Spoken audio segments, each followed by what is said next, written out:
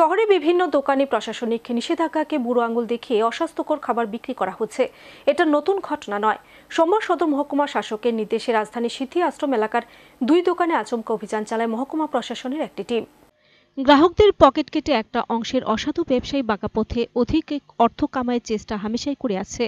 শহরে বিভিন্ন দোকানে প্রশাসনিক নিষেধাজ্ঞাকে বুড়ো আঙুল দেখিয়ে অবাধে বিক্রি হচ্ছে মেয়াদ উত্তীর্ণ অস্বাস্থ্যকর খাবার।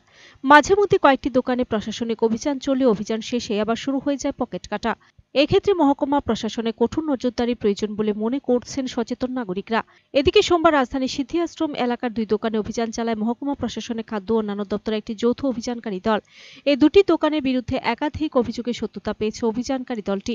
নেতৃত্বে ছিলেন ফুড কন্ট্রোলার প্রদীপ কুমার ভৌমিক। কোনো দোকানে মেয়াদ উত্তীর্ণ খাদ্য সামগ্রীও চড়া দামে বিক্রি করা হচ্ছে। এমনই একটি অভিযোগ পেয়ে সিদ্ধি আশ্রম এলাকার একটি বেকারি এবং অন্য একটি দোকানে অভিযান চালায় সদর মহকুমা শাসকের টিম। জয় শিব দুর্গা ভ্যারাইটিজ নামে দোকানে অভিযান চালানো হয়।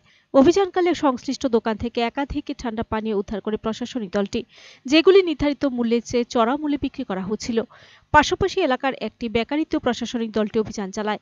বেকারির অপরিচ্ছন্নতা প্রত্যক্ষ করেন তারা। পাশাপাশি কেক প্রস্তুতিতে মেয়াদ উত্তীর্ণ বিভিন্ন সামগ্রী ব্যবহারও লক্ষ্য করে প্রশাসনিক দলটি। সাংবাদিকদের ক্যামেরার সামনে আধিকারিকরা জানিয়েছেন, সংশ্লিষ্ট দুটি দোকানে তল্লাশি চালিয়ে পাওয়া বিভিন্ন রকম অনিয়মের বিষয়গুলি রিপোর্ট আকারে মহকুমা শাসকের নিকট দাখিল করা হবে। এই রিপোর্টের ভিত্তিতে মহকুমা শাসক ব্যবস্থা গ্রহণ করবেন।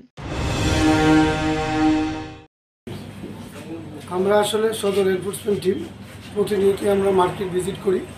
আজকে আমরা প্রথমে বটতলা বাজার ভিজিট করেছি, সেখানে আলু পেঁয়াজের মূল্য আমরা যাচাই করেছি। পরবর্তীকালে একটা কমপ্লেনের উপর ভিত্তি করে সিদ্ধি আশ্রম শিব দুর্গা ভ্যারাইটিস আমরা এনকোয়ারি করেছি।